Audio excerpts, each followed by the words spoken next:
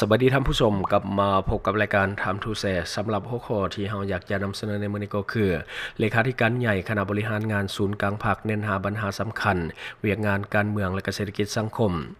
กองประชุมครบคณะครั้งที่10ของคณะบริหารงานศูนย์กลางภาคสมัยที่11ได้ดำเนินมาตั้งแต่วันที่19หาวันที่23พฤษภาคมปี2025ที่สำนักงานศูนย์กลางภาคภายใต้การเป็นประธานของสหายทองลุนศรีสุฤทธิ์เลขาธิการใหญ่คณะบริหารงานศูนย์กลางภาคประชาชนปฏิวัติลาวประธานประเทศแห่งสปป.ลาวและได้ปิดลงด้วยผลสำเร็จอันจบงามคณะบริหารงานศูนย์กลางภาคได้พร้อมกันค้นคว้าปรึกษาหารือและให้ทิศชี้นำต่อการจัดตั้งปฏิบัติแผนพัฒนาเศรษฐกิจสังคมแผนงบประมาณเงินตราใน6เดือนต้นปี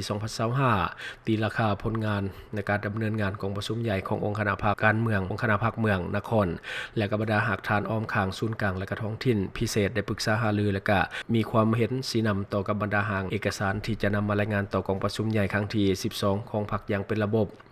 อันใดส่องแสงให้เห็นถึงความรับผิดชอบของคณะบริหารงานศูนย์กลางภาคแสดงให้เห็นถึงความมีชีวิตชีวาของการเสริมขยายประชาธิปไตยสติปัญญารวมหมู่อยู่ภายในพรรคเนาะในการบูรณะแนวทางการเมืองและก็แนวทางการจัดตั้งของพรรคเฮาให้ถูกต้องแทนเหมาะสอดคล้องรัดกุมและก็สมบูรณ์ขึ้นอย่างต่อเนื่องรัฐบาลและก็องค์การปกครองท้องถิ่นขั้นต่างๆมีความพยายามสูงในการจัดตั้งปฏิบัติแผนพัฒนาเศรษฐกิจสังคมการยู่ขบวนการด้านต่างๆเฮ็ดให้ประเทศเฮาสืบต่อรักษาได้เสถียรภาพทางด้านการเมืองนักแน่นสังคมมีความเป็นระเบียบเรียบร้อยสามารถผ่านผ้าและก็แก้ไขปัญหาเข่งห้อนได้โดยพื้นฐานการพัฒนาเศรษฐกิจสังคมรักษาได้จังหวะการขยายตัวอย่างต่อเนื่องการผลิตสินค้าการจัดเก็บและการคุ้มครองงบประมาณปฏิบัติได้ตามคาดหมายซึ่งในไตรมาสทำอิฐของปี2025เศรษฐกิจขยายตัวในระดับ 4.5% การดำเนินกองประชุมใหญ่องค์คณะพรรคการเมืองนครและก็หากฐานพรรคมาฮอดปัจจุบันสำเร็จ143องค์คณะพรรคเท่ากับ 96.62% และจะสำเร็จลงหมดภายในเดือนมิถุนายนปี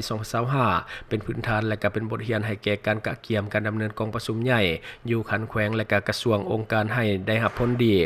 อยู่แห่งขบวนการปฏิบัติข้อแข่งขันรักชาติและพัฒนาการเฉลิมฉลองวันสำคัญของพรรคของชาติก้าวเข้าสู่กองประชุมใหญ่ครั้งที่12ของพรรคให้เป็นขบวนฟดฟื้นสหายทองลุนศรีสุฤทธิ์มีคำเห็นนักแน่นหาปัญหาเวียกงานจุดซุ้มดังนี้ข้อที่1เอาใจใส่ชี้นำการหันลงก่อสร้างหากฐานการเมืองติดพันกับการพัฒนาชนบทรอบด้านตามแผนพัฒนาของเมืองและก็ของตาแสงเพื่อแก้ไขความทุกข์ยากของประชาชนคณะพรรคทุกขั้นต้องถือเอาเวียกงานนี้เป็นความรับผิดชอบโดยกงของตนสุมใส่เขตผู้ดอยห่างไกลศอกลีกและก็จุดรอแหลมต่างๆจะชั้นงบประมาณเพื่อสร้างและปรับปรุงโครงหลังพื้นฐานเส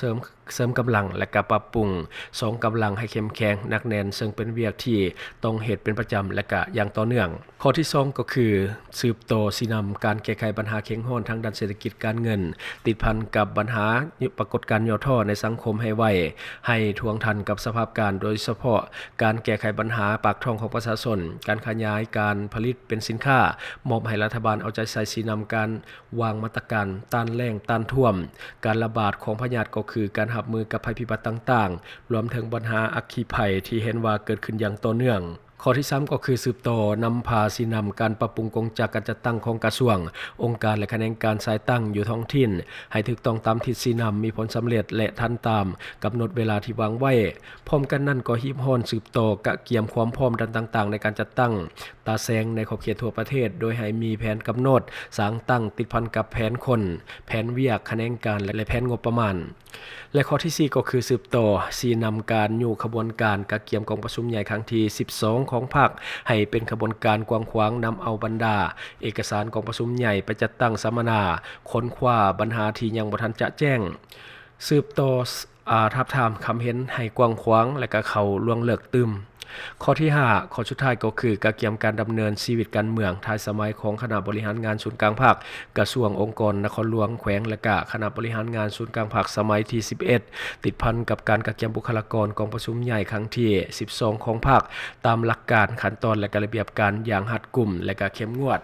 อันนี้ก็คือเนื้อในทั้งหมดเนาะที่ว่าเฮาเก็บมานำเสนอในมื้อนี้ก็คือเลขาธิการใหญ่คณะบริหารงานศูนย์กลางภาคเพิ่นเน้นเนาะก็คือ5ปัญหาเวียกงานสำคัญก็คือเรื่องของการเมืองและก็เศรษฐกิจสังคมเนาะอันนี้ก็คือสิ่งที่เฮาเก็บมาเล่าในมื้อนี้หวังว่าท่านจะได้รับสาระดีๆสำหรับท่านที่ว่าเบิ่งรายการเฮาอยู่คิดเห็นจะได้กับสิ่งที่ว่านำเสนอไปก็อย่าลืมฝากไว้ภายใต้คอมเมนต์ของเฮาและข้าพเจ้าจะเข้าไปอ่านด้วยตนเอง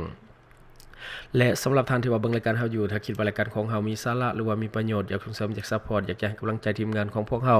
ก็อย่าลืมกดติดตามช่องเพราะว่าการกดติดตามช่องถือเป็นช่องทางเดียวแท้ๆที่จะเฮ็ดให้ทีมงานของเฮามีรายได้และก็มีกำลังใจในการผลิตคอนเทนต์ดีๆแบบนี้ให้ท่านได้ชมเรื่อยๆอย่าลืมให้กำลังใจทีมงานของพวกเฮาโดยการกดติดตามช่องขอขอบใจดีพลัสผลิตภัณฑ์ปกป้องตับจากฤทธิ์แอลกอฮอล์และก็เชื้อโรคต่างๆที่มาจากอาหารดิบที่ว่าเฮากินในชีวิตประจำวันซึ่งว่าตัวนี้มีการปรับสูตรให้มีความเข้มข้นกว่าปกติกว่าสินค้าที่มีตามท้องตลาดทั่วไปเพราะว่าถ้าบ่ปรับนี่จะบ่เข้ากับคนลาวเพราะว่าคนลาวนี่ดื่มเหล้าก็นักดื่มเบียร์ก็นักแล้วก็ยังกินอาหารดิบตัวนี้ส่งผลเสียต่อตับอย่างแน่นอนหลายคนฮู้อยู่แก่ใจเนาะซึ่งว่าดีพลัสนี่จะเป็นอาหารเสริมที่เข้ากับยุคเข้ากับสมัยที่สุดแล้วตัวนี้บ่แม่นแบบแคปซูลแบบเก่าที่ว่าต้องกินเป็นเดือนๆตัวนี้ใช้เวลากินเพียงแต่5วันเนาะซึ่งว่าเป็นแบบซองส่งกินกับน้ำตัวนี้จะกินง่ายมีกลิ่นหอมมีรสชาติดีเนาะแล้วก็คล้ายๆกับน้ำมักไหม้เนาะและที่สำคัญก็คือปลอดภัยเพราะว่าสินค้าของเฮามีทั้งอย.และก็ได้มาตรฐานอื่นๆที่จำเป็นในเรื่องของการผลิตฉะนั้นรับประกันเรื่องของความปลอดภัยและที่สำคัญกว่านั้นเหมาะกับสายดื่มคนที่ว่ามักดื่มนักๆบ่เลือกวันบ่เลือกเวลาแล้วก็กินสอดแจ้งแน่นอนท่านจะรู้สึกทันทีหลังจากที่กินต่อเนื่องเนาะก็คือรู้สึกอ่อนเพลียอันนี้ก็คือสิ่งที่ว่ามันเกิดขึ้นกับตับก็คือตับเฮ็ดเวียกหนักส่งผลให้ทานอยากนอนง่วงอยู่ตลอดไปเฮ็ดเวียกก็บ่ได้แล้วก็มีอาการเมาค้างแต่ถ้าทานกินตัวนี้ใส่ก่อน15นาทีแล้วก็ดื่มปกติเนาะนี่จะเฮ็ดให้ทานรู้สึกสดชื่นหลังจากที่ดื่มดีแท้ก็คือก่อนที่จะดื่มกินตัวนี้ใส่เนาะก็คือ15นาทีแล้วก็กินเหล้ากินเบียร์ได้ปกติก่อนที่เฮาจะนอนหรือว่าเลิกงานสังสรรค์แล้วเฮาก็กินใส่อีกซองนึงตื่นเช้ามาก็จะรู้สึกสดชื่นเนาะกระปรี้กระเป๋าตัวนี้จะช่วยแก้อาการเมาค้างได้ดีสำหรับทานได้ที่ว่าดื่มหนักๆเนาะแล้วก็ทานที่ว่าจะกินอาหารดิบก็ตัวนี้ก็ช่วยได้เช่นเดียวกันเนาะกินตัวนี้ก่อน15นาทีหลังจากนั้นกินอาหารได้ปกติตัวนี้จะไปกระตุ้นการเฮ็ดเวียกของตับให้ดีขึ้นไปหับมือเรื่องของฤทธิ์แอลกอฮอล์ไปต่อต้านเชื้อพยาธิต่างๆที่จะเข้าไปในตับของเฮาเนาะฉะนั้นทานได้ที่ว่ามีแผนที่จะกินหนักๆในปีใหม่นี้ก็อย่าลืมเอิ้นหาดีพลัสของพวกเฮาเพราะว่าตัวนี้ปกป้องตับไว้ก่อนดีกว่ามาปวดตับตำลังสำหรับวิธีการดื่มและก็วิธีการสั่งซื้อสามารถเข้าไปเบิ่งเพิ่มเติมที่แฟนเพจของเฮาก็คือ D Plus Laos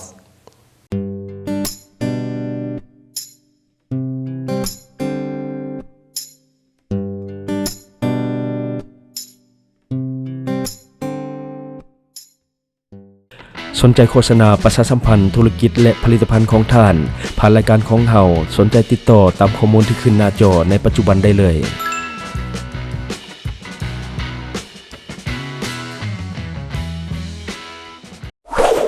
Subscribe for more video.